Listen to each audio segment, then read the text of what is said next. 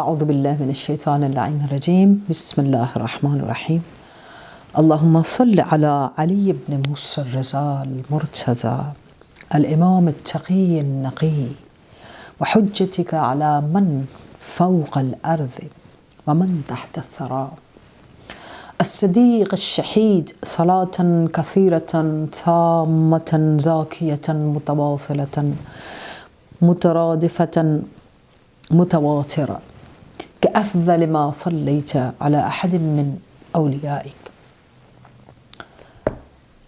جتنے بھی عزیزان محترم عاشقان محمد و آل محمد موالیان محمد و آل محمد اس وقت اس پروگرام کو دیکھ رہے ہیں، ان سب کی خدمت میں امام الرؤوف شمس الشموس امام الرضا عالم آل محمد کی ولادت باسعادت و باطہارت مبارک پیش کرتے ہیں، اور یہ تبریک اور تہنیت انشاءاللہ ہم سب کی روحوں کے لیے، ہم سب کی فکروں کے لیے، ہم سب کے ابدان کے لیے، ہم سب کے اذہان کے لیے، ہم سب کی گھروں کے لیے، ہم سب کی اولادوں کے لیے، ہم سب کے عقیدوں کے لیے باعث نورانیت و باعث روحانیت و کرامت و برکت ہو انشاءاللہ. پروردگار عالم اس پرنور ولادت بسعادت کے صدقے میں ہمارے وقت کے امام کے ظہور میں تعجیل قرار دے انشاءاللہ. کوئی بھی ولادت آئمہ علیہ السلام کی کا دن اور شب انتہائی متبرک ہوتا ہے، انتہائی جتنے ابواب رحمت الہی ہوتے ہیں کھل جاتے ہیں، اور پروردگار عالم ایک خاص فرشتے کی ندا کے ذریعے تمام سوال کرنے والوں سے ندا کے ذریعے بھی جو ہے پوچھا جاتا ہے کہ کوئی ہے سوال کرنے والا، اور خاص استجابت ان شبوں میں لکھی گئی، یعنی وہ دعائیں جو کبھی انسان کی کسی جگہ مستجاب نہ ہوں، شب ولادت معصوم دعاؤں کی استجابت صنعت ہوتی ہے. تو ایکچولی نہ صرف دعا کی استجابت اور اس وقت کی نورانیت کو ہمارے دلوں میں یعنی اس کی معرفت ہونی چاہیے کہ ہم کس مقام سے، کس معرفت سے گزر رہے ہیں، یہ بھی احساس ہونا چاہیے کہ ہم جو سانس لے رہے ہیں، ہم جو فکر ہے، ہمارے جو ذہن ہے، ہمارا جو عقیدہ ہے، وہ کس حد تک اس معرفت میں امام کو اپنے قریب دیکھتا ہے، یا اپنی معرفت میں ہم امام کے کتنے، جو کیونکہ انسان جتنا کسی روشنی کے قریب ہوتا ہے اتنا اندھیرا نہیں ہوتا. جتنی روشنی انسان کی فکر اور اس نور کی ہوتی ہے جو اس کے عقیدے میں، اس کی فکر کے ذریعے اسے امام یا معصومین علیہ السلام کے قرب میں لے کر جاتا ہے. تو مولا فرماتے ہیں ایک حدیث کے ساتھ نورانیت اپنے آپ کو دیتے ہوئے امام کی معرفت، کیونکہ جتنی بھی زیارت زائر کی جتنی بھی زیارت کا اجر ہے، من زار عارفا بحق ہی، یعنی کسی نے زیارت کی ان کی معرفت کے حق کے ساتھ، یعنی حق معرفت ہمارے دل پہ ہے، حق معرفت ہماری سوچ پہ ہے، حق معرفت ہمارے لہجے میں ہے، حق معرفت ہماری زندگی کے عمل میں ہے. جانا چکر لگانا 1000 بار چلے جائیں کسی بھی روزے کے اوپر، جب تک حق معرفت سے قدم اٹھاتے ہوئے اس احساس قربت کو، اس حضور کو نہ پہچانے، تب تک ہم اس زائر کے سٹیٹس پہ آ ہی نہیں سکتے، اور ہم کہلا ہی نہیں سکتے کہ ہم زائر ہیں. امام الرضا علیہ السلام لا یستکمل عبد حقیقت الایمان حتی تکون فیہ خصال ثلاث. امام فرماتے ہیں کسی بندے پر اس کے حقیقی ایمان میں وہ اس کمال تک نہیں پہنچ سکتا، یعنی کمال حقیقت ایمان تک نہیں پہنچ سکتا مگر یہ کہ 3 چیزوں کے ساتھ. تو اس معرفت میں کمال حقیقت ایمان وہ سیڑھی ہے، وہ لیڈر ہے جس کے اوپر سفر کرتے ہوئے ہم اس حضور کی منزل میں یا اس محضر کی منزل کو محسوس کرتے ہیں یا محضر امام کی منزل کو محسوس کرتے ہیں، محضر الہی کی منزل کو محسوس کرتے ہیں. فیہ خصال ثلاث، کون سی ہے؟ اتفقہ فی الدین. اس کے اندر 3 خصلتیں ہوں گی تو اس کی لیڈر کے ذریعے وہ معرفت معصومین کی طرف جائے گا. پہلی ہے دین شناسی. دین شناسی میں جب انسان دین شناسی کے سٹیٹس پر آتا ہے تو وہ چوں چرا نہیں کرتا، مجھے یہ نہیں کرنا، مجھے یہ نہیں کرنا، مجھے یہ نہیں پسند، اور ساری چیزوں کو اپنی پک اینڈ چوز کے حساب سے چوز کرتا ہے. تو دین شناسی کرنے والا پریفرنسز کے ذریعے، پریورٹیز کے ذریعے، اپنی چوائس کے ذریعے، اپنی مرضی کے ذریعے دین کے اندر دخالت نہیں کرتا، بلکہ جو دین، جو way of living, way of thinking, وجود مقدسہ یہ معصوم علیہ السلام سے ہمیں ملا، وہی دین ہے. یعنی وجود امام حسین دین ہے، وجود امام رضا، امام رؤوف دین ہے، وجود امام علیہ السلام دین ہے، ولایت دین ہے. تو اس میں جو ادھر سے ہمیں چیز آئی ہے، نور سے، سورج سے، روشنی سے، وہ علم کے نور ہیں، وہ صبر کے نور ہیں، وہ حلم کے نور ہیں، وہ بخشش کے نور ہیں، وہ رحمتوں کے نور ہیں، وہ مہربانیوں کے نور ہیں. وہ جتنی بھی یہ حجاب یہ نور ہیں، وہ سارے ابواب انہی سورجوں کے ذریعے نکلتے ہیں، انہی کی روشنی سے نکلتے ہیں. تو دین شناسی جب ہوگی تو پھر انسان جھٹ سے عمل کے لیے تیار ہو جائے گا. مجھے نہیں کہے گا میں نے یہ کرنا، میں نے یہ نہیں کرنا، میں صبح کروں گا، میں شام کو کروں گا، یا میں نے آدھا، مطلب چیزوں میں بہت ساری بحث ہو جائے گی، چیزوں کے اندر اپنی مرضی داخل کرنی چاہیے. یہ دین شناسی ہے. دین شناسی یعنی جو حکم دین ہے، جو دین کا عمل ہے، جو امام کا حکم ہے، اس کو عین اسی طرح اطاعت کے ساتھ، محبت کے ساتھ انجام دیا جائے. پھر کہا وحسن التقدیر فی المعیشت، وے آف لیونگ کو بیسٹ پلاننگ کے ساتھ لیو کرنا. سیکنڈ تھنگ امام رضا علیہ السلام نے کہا دین شناسی میں second point, way of living best برنامہ ریزی، ٹائم ٹیبل، ٹائم کا احساس، زندگی کا احساس، اپنے وجود کی ویلیو، اپنے سٹیٹس کی ویلیو جو اللہ رب العالمین نے دیا، جو ائمہ نے دیا، جو عزاداری نے دیا، جو زیارت نے دیا، جو معرفت معصوم نے دیا، جو حقیقی پیروکار اہل بیت کی حیثیت سے سٹیٹس ملتا ہے، اس سٹیٹس پہ. وحسن تقدیر فی المعیشت یعنی اس کی اندازے اور برنامہ ریزی اور اس کا چیزوں کو سوچ کر پلان کرنا، اور پھر اپنی زندگی میں اس ٹائم ٹیبل کو اپلائی کر کے، اس ٹائم ٹیبل کے مطابق، پیکج کے مطابق، اس ذمہ داری کے ساتھ اس پر عمل کرنا. بس سیکنڈ چیز جو انسان کی لیڈر والی اس کو اوپر لے کے جاتی ہے امام رضا علیہ السلام کے مطابق، وہ یہ ہے کہ وہ اپنی زندگی کا ٹائم ٹیبل اور اس پلاننگ میں بیسٹ وے میں پنکچول ہوتا ہے اور اس کو لے کر چلتا ہے. تھرڈ کہا والصبر علی الرضایا یعنی مصیبتوں، ناخوش اچانک برے حالات پر صبر کرنے والا. کوئی بھی ناپسندیدگی کی چیزیں ظاہر ہو گئی ہیں، کوئی بھی بات جسے ہم ڈس لائک کرتے ہیں، جسے ہم نفرت کرتے ہیں، وہ ایسے معاملات یا ایسی سچویشنز کریٹ ہو گئی ہیں، تو وہاں پر والصبر علی الرضایا یعنی سختیوں پر، مصیبتوں پر، ناخوشی پر، درد پر، مصیبت پر، پریشانی پر، بیماری پر کیا کرے؟ صبر کرے. تو یہ 3 لیڈر کے ساتھ انسان اس معرفت کی طرف جاتا ہے. ایک مثال دے کر کہ امام ہماری آواز اور ہمارے کتنے قریب اور ہم سے کتنی محبت رکھتے ہیں، ان ساری چیزوں کو بتانے کے بعد اس سے ہمارے اندر وہ سینسٹیوٹی اور احساس اور حساسیت پیدا ہو جائے.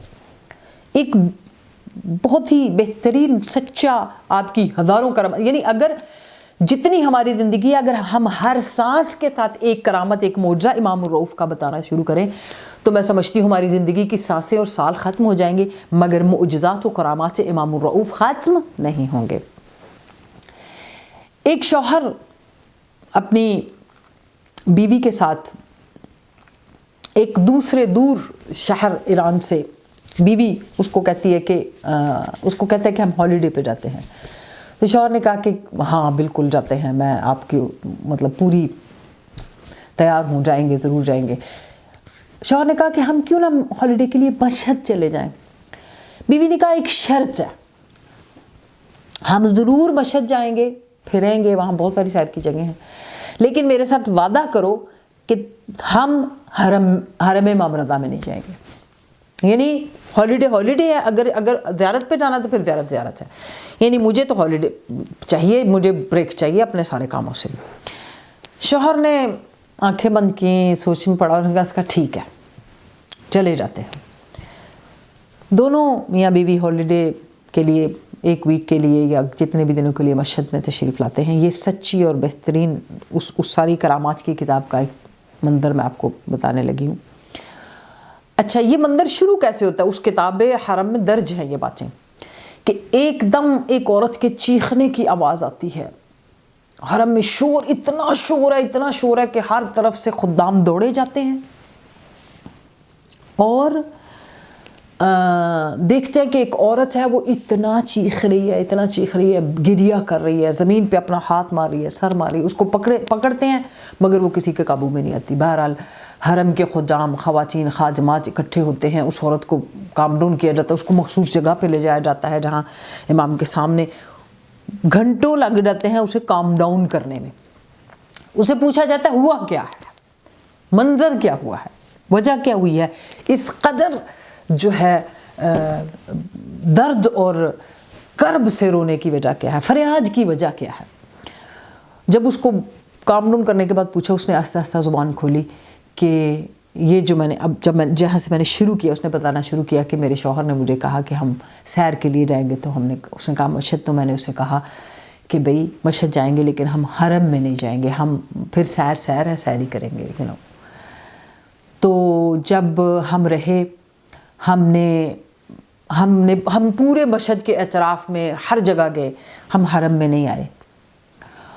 और जब हम जा रहे थे तो हमारा टैक्सी वाला हरम के करीब से जब गुज़रा तो दूर से मेरी गुंबद पर नज़र पड़ी इमाम रज़ा के। तो मैंने दूर से, पूरा नहीं, मैंने अब बैठे बैठे अपने हाथ को मूव करके तो मैंने ऐसे कहा खुदा हाफिज़ इमाम रज़ा, बस ना सलाम ना दुआ, बस थोड़ा सा बैठे बैठे अपनी उंगलियों को हरकत दी और कहा खुदा हाफिज़ इमाम रज़ा। ये कहकर हम चले गए, बस में बैठे, जो बस हमें तेहरान लेकर जा रही थी। बस में बैठे हैं तो बैठते ही मुझे थकावट से मेरी आंख लग गई।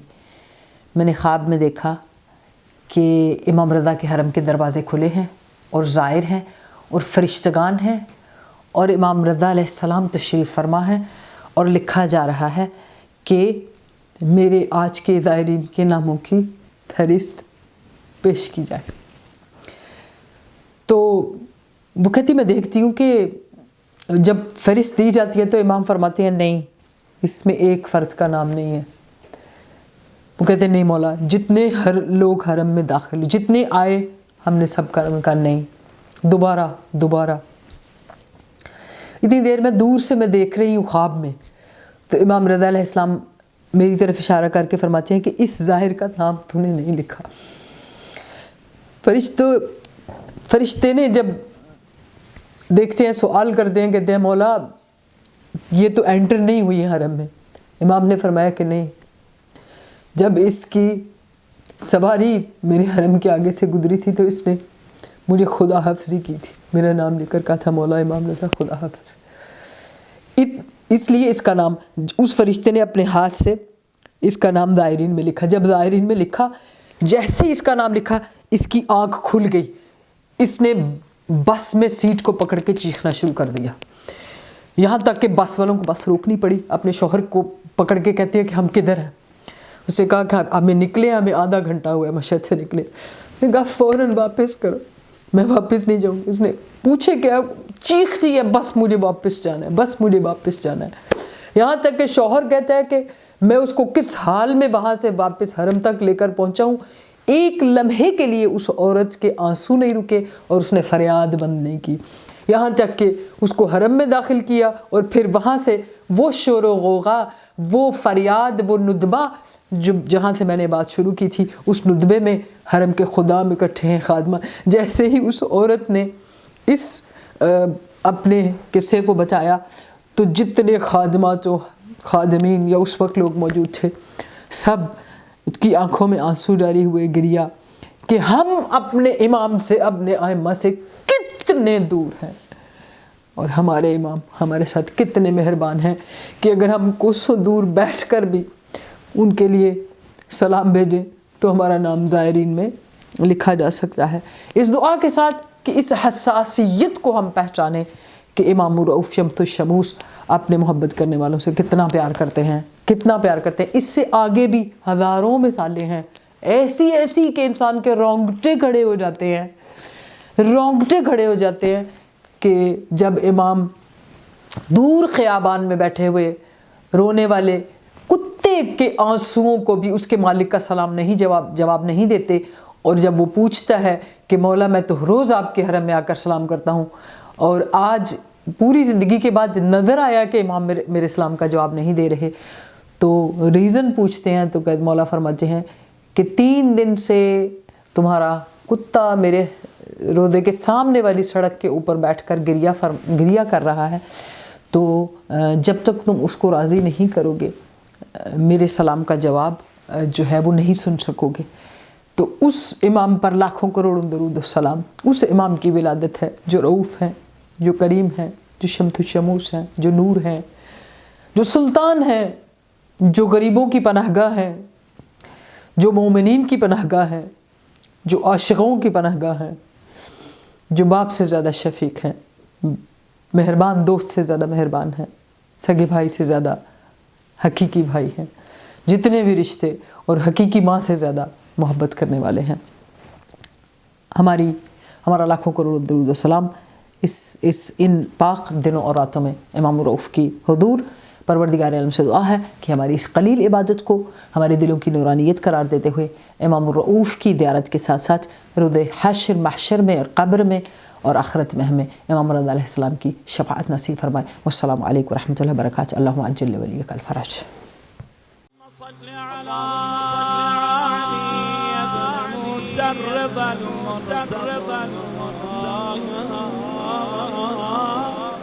الإمام التقي النقي وحجتك على من